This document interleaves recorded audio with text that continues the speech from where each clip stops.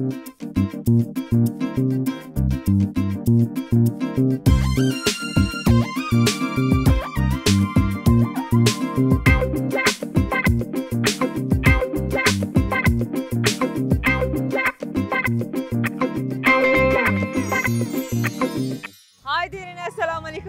42 کے ساتھ آپ کے میزبان زویا ملک ہمیشہ سے ملتے ہیں آپ ایک دلچسپ سی مہمان شخصیت سے.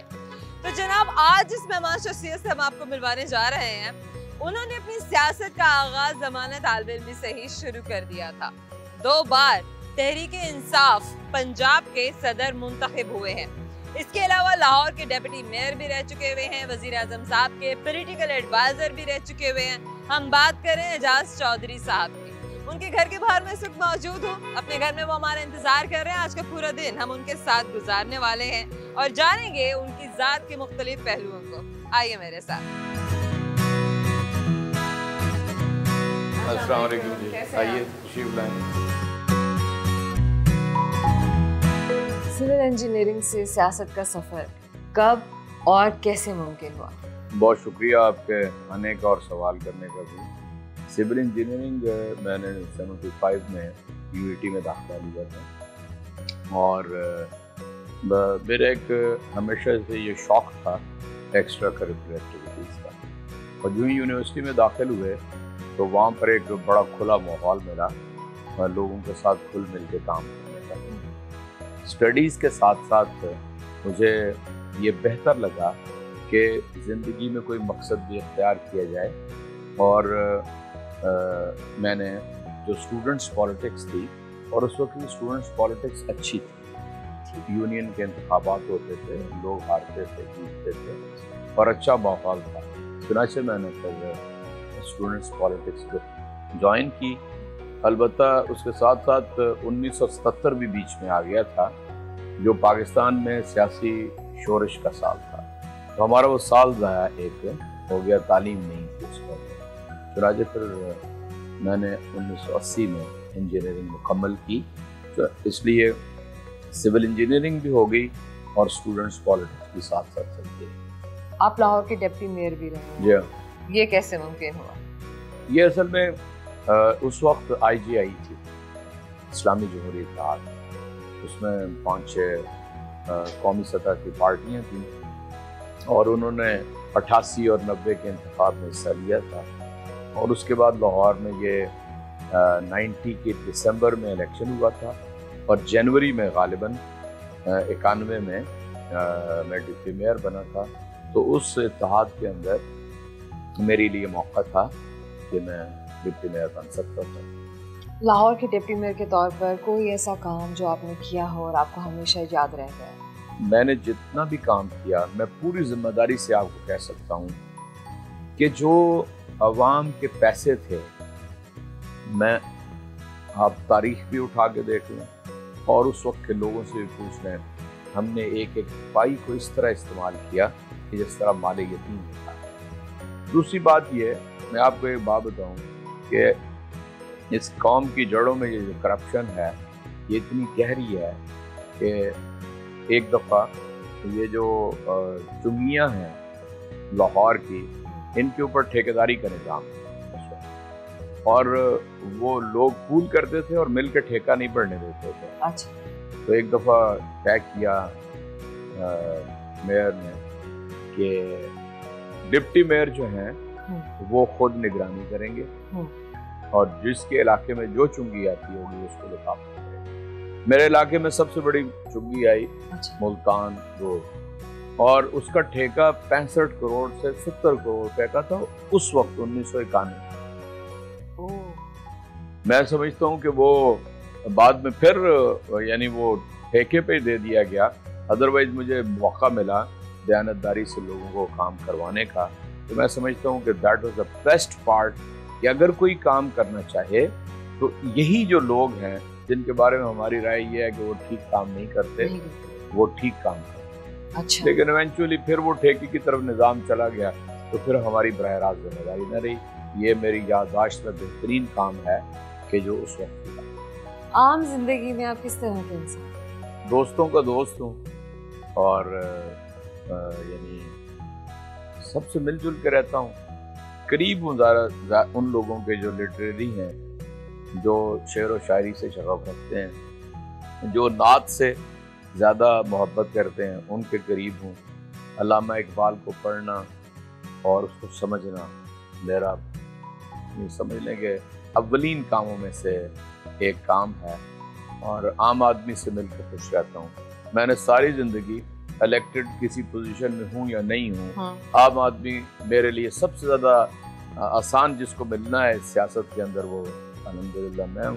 دروازہ کھول کے بیٹھتے ہیں، حکومت میں نہیں تھے تب بھی، حکومت میں ہیں تب۔ آپ 2 بار تحریک انصاف پنجاب کے صدر منتخب ہوئے، یہ بھی کیسے ممکن ہوا؟ یہ بھی سمجھ لیں کہ بحیثیت ایک سیاسی کارکن کے یہ بہت بڑی اچیومنٹ ہے، بے شک، اور تحریک انصاف میں تو آپ سمجھ لیں کہ بہت ہی بڑی چیز، بے شک، بے شک۔ یہاں پر عام آدمی کو سیاست میں اور ایک سیاسی کارکن کو کوئی جگہ نہیں۔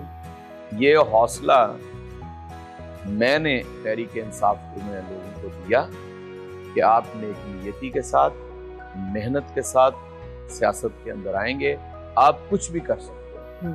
اور یہ لوگوں کو سیکھا اور سکھایا کہ جو ٹیم ورک ہوتی ہے وہ بنیادی طور پہ محیر العقول کارنامے سر انجام دے سکتے۔ تو لوگوں کو تنظیم بنانا، تنظیم لے کے چلنا، سب کو ساتھ لے کے چلنا، یہ اصل میں تحریک انصاف کے اندر اس کی بنیاد رکھی ہے میں نے۔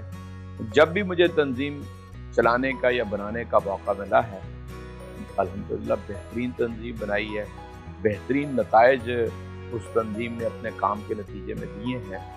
البتہ پاکستان کی عمومی پالیٹکس اور تحریک انصاف بھی اسی پالیٹکس کا حصہ ہے۔ یہاں پر دولت مند جو لوگ ہیں ان کے بارے میں سمجھا جاتا ہے کہ وہ بہت زیادہ سیاست کر سکتے ہیں، اور میں نے یہ ثابت کیا ہے کہ بغیر دولت کے بھی اگر آپ ویژنری ہوں، اگر آپ انسانی نفسیات کو سمجھتے ہوں، اگر آپ ٹیم بنا سکیں تو آپ ان سے کسی صورت میں کم نہیں ہیں۔ بلکہ میں تو یہ سمجھتا ہوں کہ جس تصور کو لے کے میں عمران خان کے ساتھ آیا تھا کہ نہ وڈیرا ہے، نہ جاگیردار ہے، نہ کوئی سرمایہ دار ہے، کھلاڑی ہے اور ایک سپورٹس مین ہے، تو اس کے ساتھ چلنے میں بڑی آسانی ہو۔ لیکن بعض اوقات نہیں ایسا ہو سکا، وہ ہماری سیاست کی مجبوریاں ہیں، بڑے بڑے لوگوں کو شامل کرنا پڑا، اور نتیجے میں ٹھیک نتیجہ نہیں نکلا۔ جن بڑے بڑے لوگوں کو شامل کیا وہ کوئی بہت زیادہ ساتھ نہیں دے سکے عمران خان کا۔ بلاخر اب بھی میں کہتا ہوں، یہ نوٹ کر لیں، اب بھی تحریک انصاف اپنے کارکنان کی بنیاد پہ آگے بڑھے گی۔ جو سو کالڈ آپ سمجھ لیں، وہ کہتے ہیں نا جی یہ الیکٹیبلز ہیں، ان کی بنیاد پر پاکستان میں اچھی سیاست آگے نہیں بڑھ سکتی۔ آپ کے خیال میں پاکستان تحریک انصاف کی کارکردگی کیسی ہے؟ میرے خیال کے مطابق، میں بالکل دیانتداری سے آپ سے بات کروں گا، پاکستان تحریک انصاف کی حکومت کی کارکردگی اب تک ابو ایوریج، ٹھیک، اور یہ بہت جلد، اور بہت جلد سے مراد ہے 4 سے 6 ماہ، آپ کو ابو ایوریج سے گڈ اور پھر ایکسیلنٹ کی طرف جاتی ہوئی نظر آئے گی۔ یہ محض میں خواہش کی بنیاد پہ نہیں کہہ رہا ہوں۔ اگر جو چیلنجز ہمیں 2019 میں تھے اور ہم نے میٹ کیے، اگر ویسا ہی پرامن سال 2020 مل گیا ہوتا تو آج تک ہم اس یعنی جس کو وہ کارکردگی کے اوپر سوالیہ نشان بناتے ہیں، اس سے کہیں بہتر ہوتا۔ مجھے بتائیے کہ 210 اگر کم و بیش ممالک ہیں، 10 ہی ایسے ہوں گے کہ جو الحمدللہ پاکستان جیسی صورتحال سے گزرے، بہترین، یعنی اس میں آپ اللہ کا فضل و کرم کو کبھی مائنس نہ کیجیے۔ ظاہر ہے یہ اس کی خاص عنایت ہے، کوئی معجزہ ہے، حکمران کی نیک نیت اور صاف نیتی ہے، جس کے نتیجے میں ویسے ہی حالات ہیں، آپ چاروں طرف دیکھ لیں۔ لیکن اللہ تعالیٰ نے، جب وہ یہ کہتا تھا نا عمران خان کہ مجھے غریب کا، دہاڑی دار کا، چھابڑی والے کا، وہ جو اپنا کچی آبادیوں میں رہتا ہے، مجھے ان کا خیال ہے، تو میں سمجھتا تھا کہ اللہ تعالیٰ کی غیرت جو ہے وہ ضرور جوش میں آتی ہوگی۔ میں اس وقت بھی لوگوں کو کہتا تھا کہ آپ دیکھیں گے اس کا نتیجہ، اور آپ لوگوں نے دیکھ لیا نتیجہ کہ بھی کس قدر پاکستان کے اندر، جب ہماری ساری اپوزیشن کہتی تھی کہ آپ کرفیو لگا دیں، आप क्रैक डाउन कर दें, आप बंद कर दें, वो रेजिस्ट करता था। मैं कहता हूँ कि पाकिस्तान के अदारे भी शायद दूसरी साइड के ऊपर थे, अकेला इमरान खान था। लोगों के नोटिस में इमरान खान पता नहीं क्या होगा, लेकिन जिस कदर मेरा 15 साल का उसका एक्सपोजर है, उसने एक तब्दीली अपने अंदर, वो खुद कहता है कि आई और ईमान की बुनियाद पे आई। चुनाचे मैं ये समझता हूँ कि अगर 2020 से हम इस मुश्किल से गुजर गए हैं, एक्सपोर्ट्स आपकी बढ़ रही हैं, कंस्ट्रक्शन इंडस्ट्री आपकी तेजी से फ्लरिश कर रही है, टेक्सटाइल सेक्टर आपका परफॉर्म करना शुरू हो गया है, आपके जो ये तिब्बी आलात उनकी एक्सपोर्ट में इजाफा हुआ है, आईटी की एक्सपोर्ट में इजाफा हुआ है, पाकिस्तान के अंदर उन चीज़ों की मैन्युफैक्चरिंग शुरू हो गई जिसका सोच नहीं सकते थे, वेंटिलेटर बनने शुरू हो गया है, स्टेंट दिल का जो आर्जा है जिनको, वो बनने शुरू हो गया है। ज़राअत ने 2 सालों के अंदर बेहतरीन तरक्की किया है। मैं चैलेंज से ये बात कह रहा हूँ, कोई जिम्मेदार ये कह दे कि उसको नुकसान हुआ, ठीक, अलबत्ता यानी ये जो गंदम और आटे का बहरान, ये जो चीनी का बहरान है, इसके ऊपर तहरीक इंसाफ काबू नहीं पा सकी है, इस बात को समझना चाहिए। और अगर आप 2020 और दुनिया के साथ कंपेयर करेंगे तो आपको ये लगेगा कि पाकिस्तान आगे बढ़ रहा है। फ्रांस में होने वाली तौहीन नामूस रिसालत के हवाले से तहरीक इंसाफ क्या स्टांस है और क्या स्टैंड लेने वाली है? इमरान खान जिस कदर सेंसिटिव है, किसी वजीर आजम को आपने इतना एहसास नहीं पाया होगा जिसने जनरल असेंबली के अंदर जाके ये कहा कि दुनिया को क्यों पता नहीं चलता कि जब आप हुजूर नबी करीम सल्लल्लाहु अलैहि वसल्लम के बारे में कोई आप बात करते हैं तो हमारे दिल में दर्द होता है। यानी इससे ज्यादा यानी वो एहसास दुनिया में बजाय नहीं कर सकता। उसके अलावा कोई और, इसके अलावा उन्होंने इस मसले को जो मक्का के अंदर OIC हुई उसमें इस्लामिक फोबिया के हवाले से उन्होंने इस मसले को, कल वो खत लिखा है दुनिया के तमाम मुसलमान सरबराहान को कि हमें इकट्ठे होके यूरोप को और अक़वाम आलम को ये बताना होगा कि आप ये क्यों करते हैं, हमें इससे तकलीफ पहुंचती है। और उन्होंने मिसाल लिखी है कि अगर आप हॉलोकॉस्ट के ऊपर, यहूदी बहुत सेंसिटिव है ना, तो अगर आप कहते हैं कि हॉलोकॉस्ट के बारे में जो कोई शुकूक पैदा करता है उसको सजा दे देते हैं। आपको मालूम है कि बरतानिया के बड़े सीनियर हिस्टोरियन थे, उन्होंने हॉलोकॉस्ट के ऊपर एक किताब लिखी, उनके ख्याल में ये अफसाना है सारा। 3 साल सजा दी स्पेन वालों ने, उनके बाशिंदे वो बरतानिया के थे, काबू वो स्पेन में आ गए। अगर आप इतने सेंसिटिव हैं, कभी मुसलमानों को आपने सुना है कि वो मसीह अलैहिस्सलाम के बारे में, मूसा अलैहिस्सलाम के बारे में कोई बात करें? हम अपने ईमान का हिस्सा समझते हैं। चुनाचे पाकिस्तानी हुकूमत इसके ऊपर बिल्कुल वाज़ेह है, Tehreek Insaf is very sensitive on this issue, लेकिन हम ये नहीं समझते बाइकाट कर दें। मैं भी बड़ा हामी हूँ, सारी चीजें बाइकाट कर दें, ये हल नहीं है कि आप जगह तोड़ दें और मुजाहरे कर लें, जरूर करें, मैं भी उसका हामी हूँ, मैं मुजाहरे में शरीक भी होऊंगा, एहतजाज में भी जाऊंगा, नहीं। हल इसका ये है, आप साइंस में आगे बढ़ें, आप टेक्नोलॉजी में आगे बढ़ें, आप दुनिया के उन उलूम को इख्तियार करें जिनकी वजह से वो ताकतवर हो गए हैं। सही। जब तक ये नहीं करेंगे, महज नारे लगाने से कुछ नहीं होगा। इसलिए आपके प्रोग्राम की वसातत से मैं अपने नौजवानों को जो दुनिया भर में है मुसलमानों में कहता हूँ, कंपीट करें।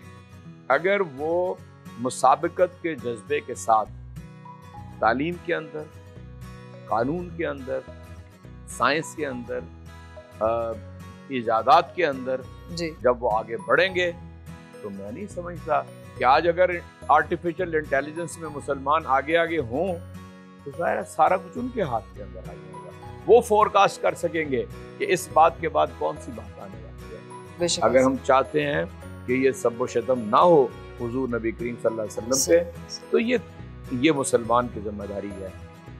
नारों से इसकी हिफाजत न करें, कारकर्दगी से इसकी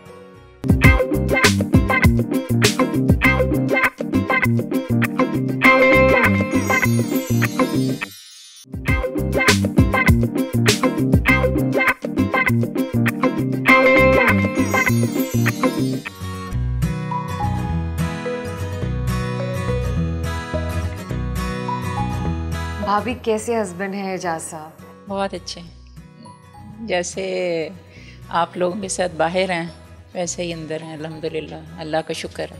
आपकी शादी को कितने साल हो चुके? हमारे 36 ईयर। माशाल्लाह माशाल्लाह।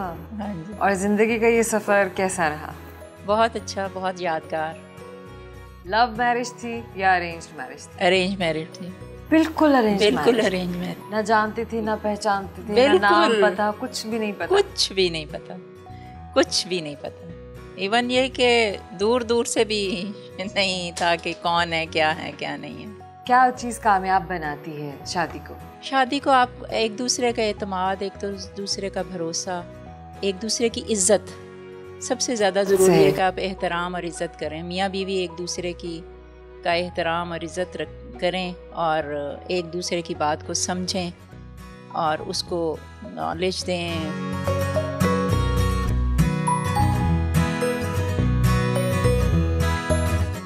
नाश्ता अपनी अहलिया के साथ किया।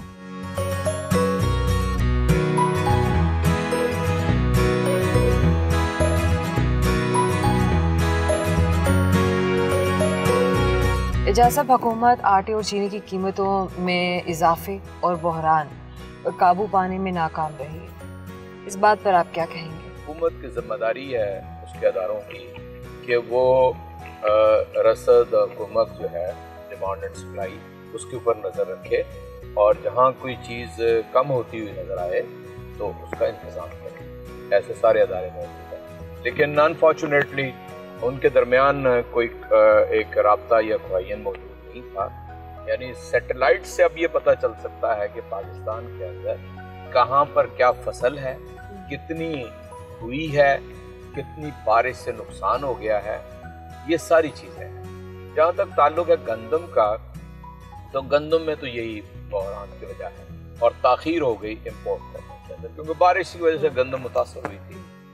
दूसरा, इसको अलग देखें और चीनी को अलग देखें। चीनी जो है ना जी, दर हकीकत इस मुल्क के अंदर हमेशा से, मेरी ये आज की नहीं हमेशा से राय है कि चीनी की सनत जो है वो पाकिस्तान की तबाही की तरफ लेके जाती है। एक गिरोह है जो चीनी की सनत से वाबस्ता है, वो पार्लियामेंट के अंदर भी मौजूद है, वो फैसला साज अदारों के अंदर भी मौजूद है और उसने पाकिस्तान को एक ऐसी वाटर गैदरर क्रॉप की तरफ लेके गया है कि जिसमें यानी हमने अपना नुकसान किया कि कॉटन एरिया ख़त्म करके हमने गन्ना लगाया ताकि चंद ख़ानदान जो हैं वो अरबपति और खरबपति बन जाए। इस सारी पॉलिसी को तब्दील करने की ज़रूरत है और पाकिस्तान में न सिर्फ शुगर केन से बल्कि बीट से, यानी गन्ने की बजाय अगर चुकंदर से चीनी आप बनाएं तो वो ना इतनी महंगी होगी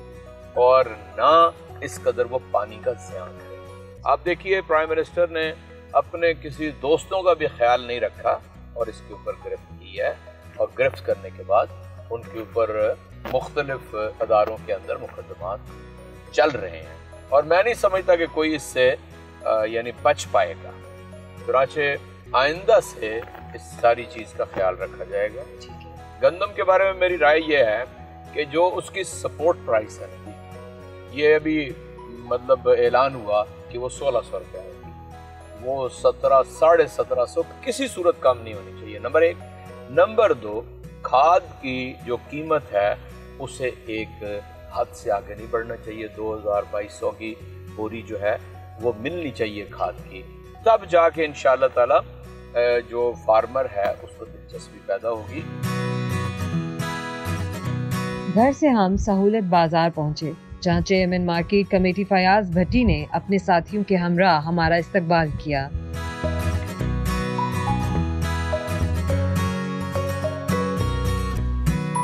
सहूलत बाजार टाउनशिप का दौरा किया, जहां अशिया खुर्दनोश की कीमतों का जायजा लिया।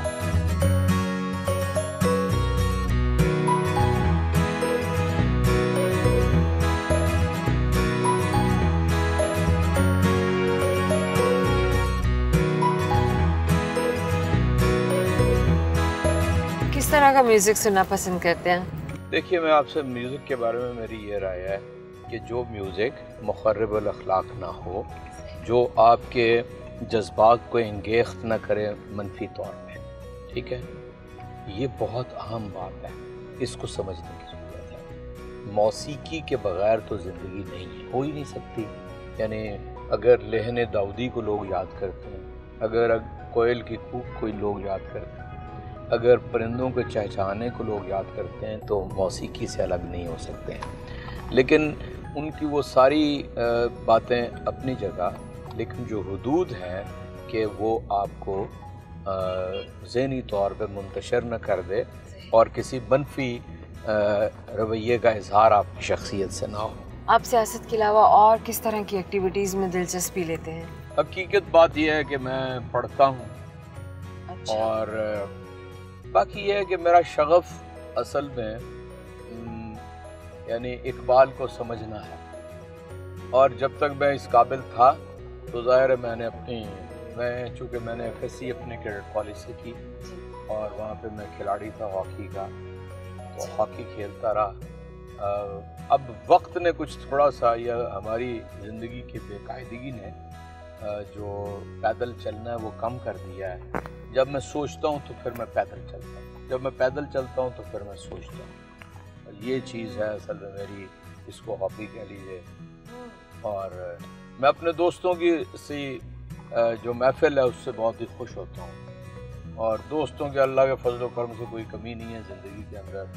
ہر شعبہ زندگی، ہر طرز تخاطب، ہر طرز زندگی کا فرد میرا دوست ہے، اور اس میں صنف کی بھی قید نہیں ہے۔ اپنی سیاسی مصروفیات میں سے اپنی فیملی کے لیے وقت کس طرح سے نکالتے ہیں؟ بہت کم۔ پہلی بات تو میں آپ کو یہ بتاؤں کہ آپ نے میری اہلیہ کو بات ان کی سنی ہے، یہ ان کا حسن ظن ہے، میں آپ کو بتاؤں، یہ ان کے خیالات کی اچھائی ہے۔ اتنا اچھا میں نہیں ہوں جتنا انہوں نے بیان کیا، اور یہ میں بربلا اعتراف کیا کروں۔ جو غصہ آتا ہے بعض اوقات، جو ناروا ہے۔ کوئی ایسا واقعہ آپ کے بچپن کا جو آپ کو ہمیشہ یاد رہ گیا ہو اور یاد آتا ہو؟ بے شمار واقعات ہیں، پتہ نہیں میں کیا آپ سے عرض کروں۔ وہ مجھے یہ ہے کہ یعنی لمبی چھلانگ لگانی، یہ بچپن سے ہی آگے بڑھنے کا اور زور لگانے کا شوق تھا۔ تو آئی واز اسکول گوئنگ، تو پرانے وقت میں نا جس طرح یہ سیوریج کا سسٹم نہیں تھا ہمارے بچپن میں، اوپن ڈرین ہوتی تھی، اور ہودیاں ہوتی تھیں ڈرین کے اختتام پہ جہاں سے وہ صفائی کرتے تھے، وہ خاصی لمبی سی تھی۔ تو میں نے جناب دوڑ لگائی، میں نے کہا اس کو میں کراس کر لوں گا۔ ظاہر وہ میرے سے بہت ہی بڑی تھی، اور اس کے اندر گرا، یہ میری تھوڑی جا کے اس کی ایج پہ لگی اور خون نکلنا شروع ہو گیا۔ تو یہ مجھے یاد پڑتا ہے کہ مطلب مجھے پتا تھا کہ یہ میں نہیں پار کر سکتا ایک چھلانگ میں، لیکن میں نے لگا دی، نتیجہ مجھے پتا تھا، لیکن جتنی گہری چوٹ لگی اس کا مجھے بہرحال نہیں پتا تھا۔ یہ ہمیشہ مجھے یاد رہتی ہے، میں اس کا تجزیہ کرتا ہوں کہ یہ کیوں ہوا، تو وہ اب بھی میری یہی عادت ہے۔ میں ٹارگٹ مقرر کرتا ہوں، ممکن ہے میں اپنے لیے تو وہ سمجھتا ہوں کہ یہ اچیو کر سکتا ہوں، لیکن وہ بڑا ہوتا ہے۔ تو یہ بات زندگی میں آگے بڑھنے کے لیے میں اپنے بچوں کو بھی یہی کہتا ہوں کہ آپ زندگی کا ہدف بڑا مقرر کریں، اور نوجوانوں کو بھی یہی کہتا ہوں کہ زندگی کا ہدف بڑا مقرر کریں۔ جب تک بڑا ہدف مقرر نہیں کریں گے آپ اچیو نہیں کر پائیں گے۔ آپ نے کہا کہ آپ کو کتابیں پڑھنے کا بھی شوق ہے اور آپ کتابیں پڑھتے بھی ہیں، کس قسم کی کتابیں آپ پڑھتے ہیں؟ میں نے ایک وقت میں تو ہر قسم کی کتاب پڑھی، یعنی آپ کوئی موضوع نہیں تھا، یعنی فنون لطیفہ سے لے کر سائنس اور فکشن تک سب کچھ پڑھا، لیکن جو عمر میں آگے بڑھے تو پھر سنجیدہ پڑھنا شروع کیا۔ لیکن ایک چیز آپ ذہن میں رکھیے گا کہ میں نے اردو پڑھی ہے، اردو پڑھنا چاہتا ہوں، تھوڑا بہت اگر پڑھی ہے تو پنجابی، یعنی میرا شغف اصل میں بنیادی طور پہ اردو کے ساتھ رہا، اور اس میں جو چیز اویلیبل تھی اسے میں نے پڑھنے کی کوشش کی۔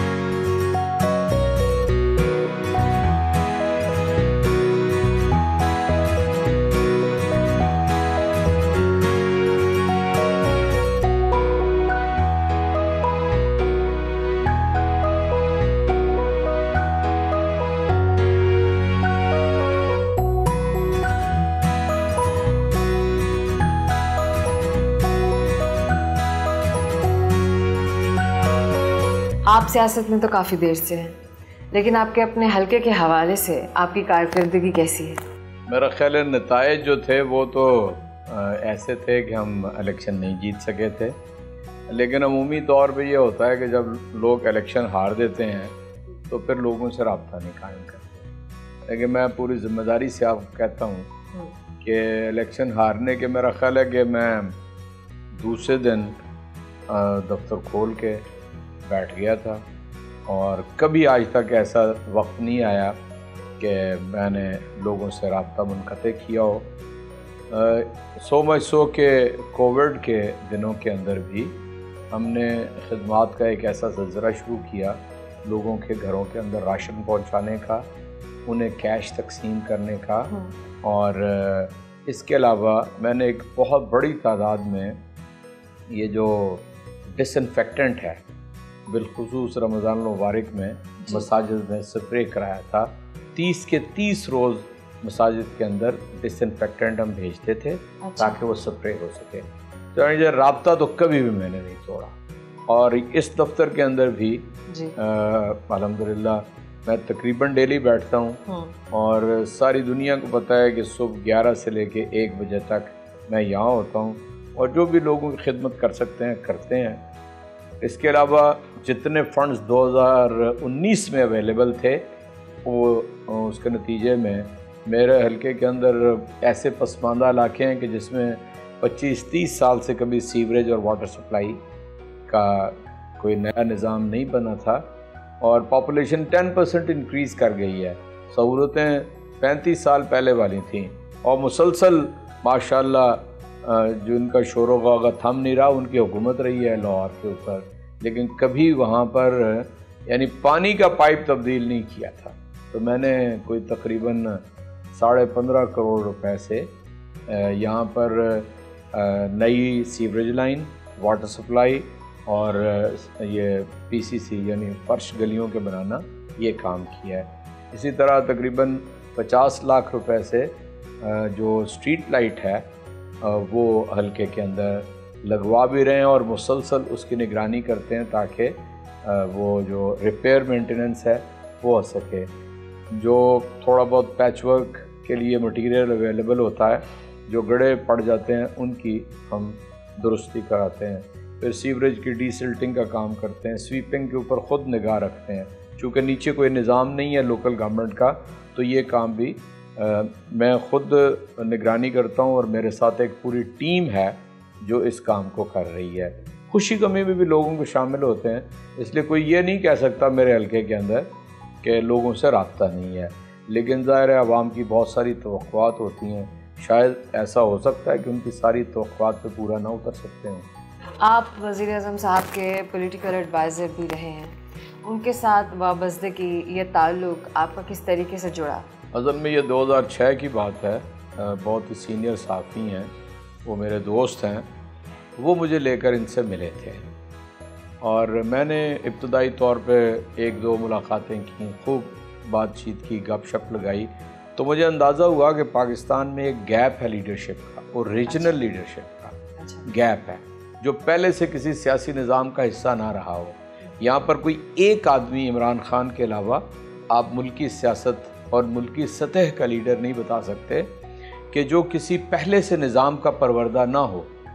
میں سابق وزراء اعظم سب کے بارے میں یہ بات کہہ رہا ہوں، لیاقت علی خان صاحب شہید کے علاوہ سب کے سب اسی نظام کی پیداوار تھے. عمران خان ایک بالکل مقامی اور اوریجنل پولیٹیشین ہے، جو اپنی بنیاد پر، اپنی ذاتی صلاحیتوں اور اپنی ذاتی کارکردگی کی بنیاد پر سیاستدان بنا ہے. چاہے وہ کھیل کے اندر ہو، چاہے وہ ہاسپٹل کینسر کے حوالے سے ہو، چاہے وہ یونیورسٹی کے حوالے سے ہو، کہ جو UK کی بریڈفورڈ یونیورسٹی کے چانسلر کی حیثیت سے انہوں نے ایک یہاں پہ مہیر العقول کارنامہ سر انجام دیا کہ چانسلر صرف ایکسیپٹ نہیں کی جب تک کہ ان سے یہ نہیں منوا لیا کہ آپ کے سٹینڈرڈ یونیورسٹی میرے گاؤں کے اندر بنائی جائے گی. اور آج جو اس کی تکمیل وہ کر رہے ہیں نمل نالج سٹی کے اعتبار سے، تو یہ اصل میں اس کی پرسنل ساری خوبیاں ہیں. कोई इस खूबी का मालिक आप एक सियासतदान भी नहीं बता सकते ना। किस हद तक खान साहब अपनी कही हुई बातों को पूरा करने में कामयाब हुए हैं? देखिए, मैं आपसे एक बात अर्ज़ करता हूँ, अभी ये एब्सोल्यूट टर्म्स में ये बात नहीं की जा सकती, परसेंटेज भी नहीं बताई जा सकती, लेकिन अगर कोई फ़र्द किसी के करीब रहने की वजह से उसकी इंटेंशंस को, उसकी नीयत को जांच सकता हो, जो जांचने की एक अमूमी सलाहियत है। ये तो मैं नहीं कहता कि सवाए अल्लाह की ज़ात के किसी या वो शख्स अपनी नीयत के बारे में जानता है, लेकिन जो अंदाज़ा लगाया जा सकता है, मैं समझता हूँ कि अपने जो भी उसने अपना प्रोग्राम सियासी दिया है वो उसके ऊपर पूरी तरह अमल दरामद करना चाहता है और कर रहा है, और उसके जहन के अंदर कोई अश्काल नहीं है कि ये हो सकेगा, कि ये किसी तशकीक का वो शिकार नहीं है कि ये हो सकेगा या नहीं हो सकेगा। वो जब भी बात कहता है वो कहता है ये होगा, और मुझे यकीन है इंशाअल्लाह ताला पाकिस्तान के अंदर बेहतरी आएगी, बतदरीज आएगी। पाकिस्तान की बात की जाए, हमारे मुल्क की बात की जाए, तो ये कब रियासत मदीना की शक्ल इख्तियार कर लेगा? मेरी दानिश में दुनिया में दो नज़रियाती ममलिकतें हैं, एक इसराइल और एक पाकिस्तान, जो ये कलमे की बुनियाद पे बनी है और वो जो सहूनी फ़लसफ़ा है, यहूदी फ़लसफ़ा है, उसकी बुनियाद पे बनी है, बिल्कुल वाज़ेह तौर पे। इसलिए ये रियासत एक फ़लाही रियासत के तौर पे कायद आज़म ने इसके बारे में वाज़ेह तौर पे कहा। चुनांचे ये जो मदीना की रियासत की बात है ना, ये असल में तालीम और तरबियत की बात है, रियासत के बाशिंदों को ये सिखाने की चीज़ है, ठीक है। लोग मज़ाक बनाते हैं इसका, मैं उन्हें कहता हूँ जो अपने रब के हुजूर इस बात का इदराक रखें कि मज़ाक और मजाक उड़ाने वाले, इनको जवाब देना पड़ेगा। ये तो मेरी नीयत मेरे रब को मालूम है कि मैं रियासत मदीना के लिए कोई कोशिश कर रहा हूँ या नहीं कोशिश कर रहा। आप मज़ाक उड़ाते हैं। मैं सारे मुल्क के उलमा से और दीनी तबके से कहता हूँ, आपको कैसे पता चल गया कि इमरान खान की नीयत जो है रियासत में मदीना बनाने की नहीं है, वो इसे नारे के तौर पे इस्तेमाल कर रहा है। अगर वो कोई नारे के तौर पे इस्तेमाल करता तो 73 बरस के अंदर किसी वज़ीर आज़म को, किसी सदर को, किसी मार्शल एडमिनिस्ट्रेटर को ये तौफीक हुई कि वो ये बात करता कि मैं कायद आज़म मोहम्मद अली जिन्नाह की पैरवी में एक फलाई रियासत जो मदीना जैसी होगी उसकी तामीर करने की कोशिश कर रहा हूँ। कोई क्या उसने इलेक्शन के तौर पे ये स्लोगन इस्तेमाल किया, वोट मांगने के लिए किया? नहीं, उसने वज़ीर आज़म का हलफ पढ़ने के बाद ये बात कही कि मेरी सारी जद्दोजहद इस काम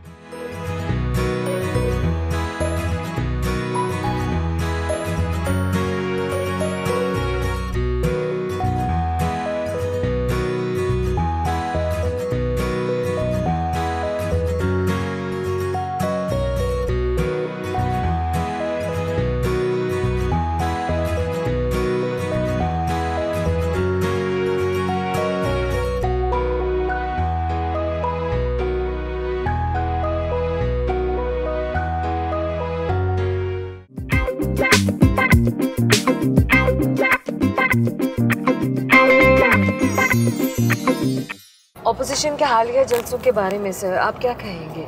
देखिए, मैं तो ये समझता हूँ कि तहरीक इंसाफ में भी कोई बहुत ज़्यादा इसको समझ बूझ से नहीं लिया गया। बिल्कुल इसका नोटिस नहीं लेना चाहिए। पाकिस्तान के अंदर हमने सियासत को होश के साथ 40 साल होते हुए देखते हुए जलसे जुलूस को ये इम्पैक्ट नहीं रखते, इसका कोई नतीजा नहीं निकलता। नतीजा निकलता है जब वोट पड़ते हैं, ठीक है ना जी। अच्छा, इनका इशू क्या है? पहला इशू था धांधली।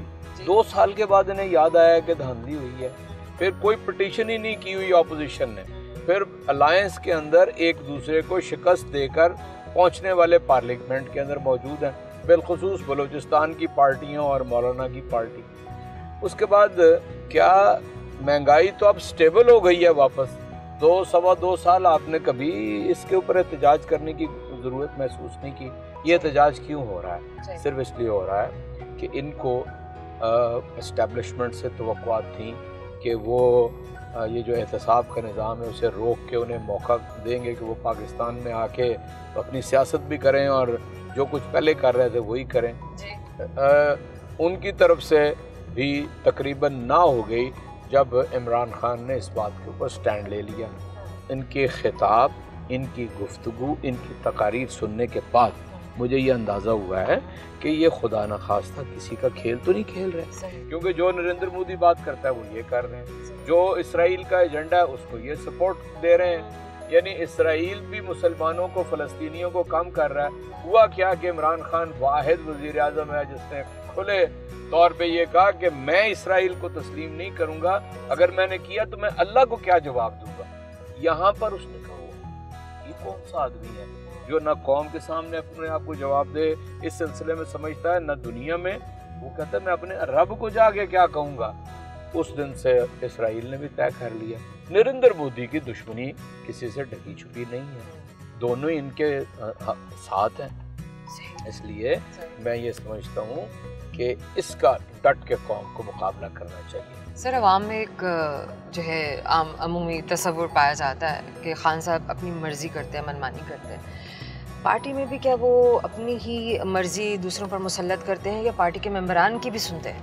دیکھیں، مشاورت تو وہ کرتے ہیں اور ہمہ پہلو کرتے ہیں، مرضی وہ اپنی ہے، اور یہ لیڈر کا استحقاق ہوتا ہے، بات وہ سب سے کرتا ہے، فیصلہ وہ خود کرتا ہے۔ اس لیے یعنی ہونے ادارے چاہیے، جیسے انسان پارلیمنٹ کے فیصلے کا پابند ہے، کہیں ادھر ادھر نہیں جا سکتا۔ اگر تحریک انصاف ایک پورا ادارہ بن جائے تو وزیر اعظم ہو یا چیئرمین ہو اس کو بھی پابند ہونا چاہیے۔ تحریک انصاف ابھی میکنگ کے پروسیس میں گزر رہی ہے، جب یہ ہو جائے گا تو میں سمجھتا ہوں کہ ان کو پارٹی کے طے شدہ فیصلوں کی بھی پابندی کرنی چاہیے، لیکن ابھی یہ ابھی دور ہے۔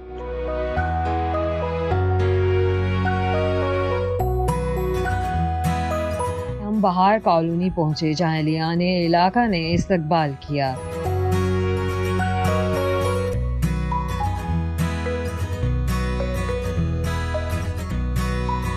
اعجاز چودھری صاحب نے بہار کالونی میں ترقیاتی کاموں کا افتتاح کیا۔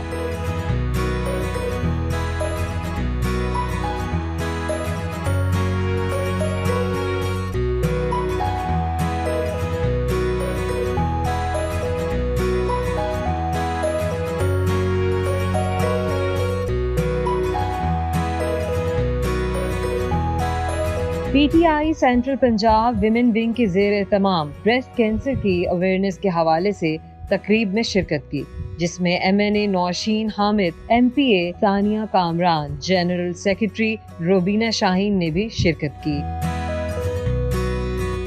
تقریب کا انعقاد سینئر وائس پریزیڈنٹ آسما نعیم نے کیا۔ کس طرح کے دوست بنانا پسند کرتے ہیں آپ؟ دیکھیں، یہ سیاست کے اندر لفظ دوست بڑا معنی خیز ہے۔ دوست وہ ہوتا ہے جو آپ کی خوبیوں اور خامیوں کے سمیت آپ کی کوتاہیوں اور کمزوریوں کے باوجود اپنے آپ کو درست رکھے۔ ایسے بڑے کم لوگ ہوتے ہیں، لیکن ہیں الحمدللہ۔ یعنی میں تو بہت ہی لکی ہوں اس پہلو سے کہ جو پہلی جماعت سے جی دوست ہیں ان میں بھی اب 4-5 ایسے ہیں جو اب تک حیات ہیں اور لاہور میں ہیں۔ اس کے بعد جی کیڈیٹ کالج کے دوست ہیں۔ 5 سال جب آپ ایک ادارے کے اندر رہتے ہیں نا، اور ایک ہی ہاؤس کے اندر رہتے ہیں، ایک ہی کمرے میں رہتے ہیں، تو وہ تو جی ہمارے ساتھ ہی اب جائیں گے دنیا سے کٹے۔ وہ شاندار دوست ہیں جن کو کوئی مفاد نہیں ہوتا۔ تو اس کے بعد یونیورسٹی کے دوست ہیں، اس کے بعد سیاست کے اندر دوست ہیں۔ دوستوں کی کمی نہیں ہے، لیکن دوست کی ڈیفینیشن یہ ہے کہ جس کو آپ سے کوئی مفاد نہ ہو، جو آپ کی اچھائیوں میں بھی دوست ہو، آپ کی برائیوں میں بھی دوست ہو۔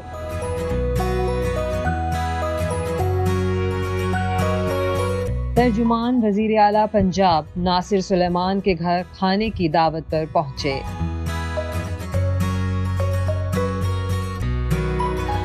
ناصر سلمان صاحب، اعجاز چودھری صاحب کے پی ٹی آئی پنجاب کا صدر بننے سے پہلے کی تنظیمی صورتحال اور ان کے صدر بننے کے بعد پی ٹی آئی پنجاب کی تنظیمی صورتحال میں کیا فرق پڑا؟ یہ آپ دیکھیے کہ پورے پاکستان میں جو تنظیم ہے اس وقت پاکستان تحریک انصاف، اس میں سب سے فعال، سب سے زیادہ منظم اور جو کسی اصل میں پولیٹیکل پارٹی کا آؤٹ لک ہونا چاہیے وہ سینٹرل پنجاب میں۔ آپ دیکھیں کہ یہاں پر ایک پاکستان تحریک انصاف کی جو تنظیم ہے پورے پاکستان میں بنی ہے، مختلف صوبوں میں ہے، انٹرنیشنل چیپٹر ہے، सेंट्रल पंजाब के अंदर यूसी के लेवल के ऊपर पाकिस्तान में इस अंदाज में पहली मर्तबा चीज़ें हुई हैं कि जिनके बाद उनकी हलफ बर्दारी की ना सिर्फ तकरीबात हुई हैं बल्कि जो मदर पार्टी के अलावा विंग्स हैं उनको भी बड़ा फॉल किया गया है। और अगर कभी आपको मौका मिले, मेरा हाल शायद आप गई हैं, तो पाकिस्तान तहरीक इंसाफ का जो सेंट्रल सेक्रेटेरिएट है वो आपको क्लीनिनेस के एतबार से, मुनज़्ज़म एतबार से, और जो एक पॉलिटिकल पार्टी का एक इंस्टीट्यूट की आउटलुक होनी चाहिए उसके एतबार से अगर आपको आज नज़र आ रहा है तो उसके पीछे सिर्फ एक ही शख्सियत है, उनका नाम है एजाज़ अहमद चौधरी। और मैं ये समझता हूँ कि बीइंग इनका सियासी मशीर, मैं इनसे हमेशा जब ये तकरीर करते हैं तो आजकल हमारे यहाँ इतना रवाज नहीं रह गया डिजिटलाइजेशन की वजह से कि लोग लोगों की बातें सुने, तो मैं हमेशा समझता हूँ कि ये जो बात भी करते हैं एक सियासी रहनुमा का काम है कौम की तरबियत करना, उनको रास्ता दिखाना। तो इस हवाले से जो इन्होंने अपनी लीडरशिप से पार्टी की तंजीम साजी के हवाले से काम किया है वो मैचलेस है। और पूरे पाकिस्तान में जहाँ पर भी पाकिस्तान तहरीक इंसाफ की जो तंजीम को उसकी असर नो तंजीम की गई है वो सबसे सर फहरिस्त आपको सेंट्रल पंजाब की तंजीम मिल रही है। इंतज़ामी उमूर की तो हमने बात कर ली, ये दोस्त कैसे हैं? देखिए जी, मैंने तो एजाज़ अहमद चौधरी साहब को अगर मेरे पास ज़िंदगी में कोई ऐसी असाइनमेंट आती है तो मैं समझता हूँ कि ये एक ज़बरदस्त हक़ाइक़ के ऊपर नज़र रखने वाले, तारीख़ के ऊपर जिनकी तारीख़ की नब्ज़ के ऊपर जिनका हाथ है, और इंतहाई दोस्ताना माहौल में हमेशा रहे हैं। ना ये किसी ऐसे प्रोटोकॉल के ऊपर यकीन रखते हैं कि जिसकी तमहीद बांधने के बाद आप बातचीत करते हैं। तो एक सियासी शख्सियत को असल में जैसा आइडियल होना चाहिए वो अच्छा दोस्त भी होता है, अच्छा मुंतज़िम भी होता है, अच्छा उस्ताद भी होता है, अच्छा फैमिली ओरिएंटेड बंदा भी होता है। वो मेरा हाल है इनकी शख्सियत में आप देखें, मैं बड़ा कंफर्टेबल फील किया है हमेशा इनके साथ। किसी भी प्रोजेक्ट पे जो पार्टी हमें असाइनमेंट्स देती हैं तो बहुत अच्छा दोस्त भी पाया है इनको और इंतहाई अच्छा रहनुमा भी पाया है। मलिक अमानत अली साहब, आपकी बात की जाए, लाहौर के ताजरान की आप नुमाइंदगी करते हैं, एजाज़ चौधरी साहब को इनसे जो वाबस्तगी है, आपका जो ताल्लुक़ है, वो कैसे इस्तवार हुआ? एजाज़ चौधरी साहब से पहले भी गैबाना हमारा एक तल्लक था, लेकिन नासिर साहब की वजह से मेरा तल्लक ज़्यादा हुआ। अब मैं पीटीआई सेंटर पंजाब का जॉइंट सेक्रेटरी भी हूँ। अल्हम्दुलिल्लाह मैं पार्टी का शुक्रगुजार करता हूँ और खान साहब का, जिन्होंने मुझे ये ओहदा दिया और या मेरे पर ये ज़िम्मेदारी डाली है। एजाज़ साहब के साथ जब से मैं लगा हूँ तो मैंने इनको अच्छा ही पाया है। कितने अरसे से जानते हैं आप? मैं पहले भी जानता था, लेकिन अभी मैं तकरीबन कोई समझ ले 1 साल 1.5 साल हो गया मुझे। 1.5 साल से मैं इनको देख रहा हूँ। मुझे यानी कि मेरे अंदर ना जो एक ज़ाहिर है, मैं खुद एक लाहौर का हूँ, तो मैं इनको ये समझता हूँ कि ऐसे लीडर जो है ना हमारे ग्राउंड रियलिटी पे जो वर्कर की बात सुने, क्योंकि हमारे यहाँ 80% जो लोग हैं ना वो गरीब आदमी हैं। बातें तो सारे ही करते हैं लेकिन ये बात सुनते हैं, कहते नहीं है, सुनते हैं। इनकी बहुत ग्राउंड रियलिटी तक वर्किंग है, इनकी पूरी टीम की वर्किंग है। ये नहीं कि इनकी, क्योंकि जब आपका लीडर एक सही होता है तो ज़ाहिर उसकी वर्क टीम के नीचे जो बंदे होते हैं वो भी सही होते हैं। तो अल्हम्दुलिल्लाह मुझे इनके साथ काम करके बड़ा मज़ा आता है। दिल में कोई ऐसी ख्वाहिश हो जो पूरी ना हुई हो और अभी भी तमन्ना हो कि पूरी हो जाए? बेशुमार ख्वाहिशात हैं, जिसमें से एक ख्वाहिश इस तरह मैं जिक्र करना चाहता हूँ। वो तो इंसान ही नहीं है जो दिल के अंदर कोई चीज़ नहीं पाता। ख्वाहिश मेरी ये है कि ये मुल्क जो है और ये जो मुआशरा है, इस तरह का मुआशरा बने कि जहाँ पे इंसानी अखलाक को अहमियत है। और मैं नहीं समझता कि ये नहीं हो सकता, ये होगा इंशाअल्लाह अज़ीज़। और हम अपने सर की आंखों से देखेंगे कि ये मुआशरा एक मुनज़्ज़म, एक मुनसिफ और एक रहमत वाला मुआशरा होगा।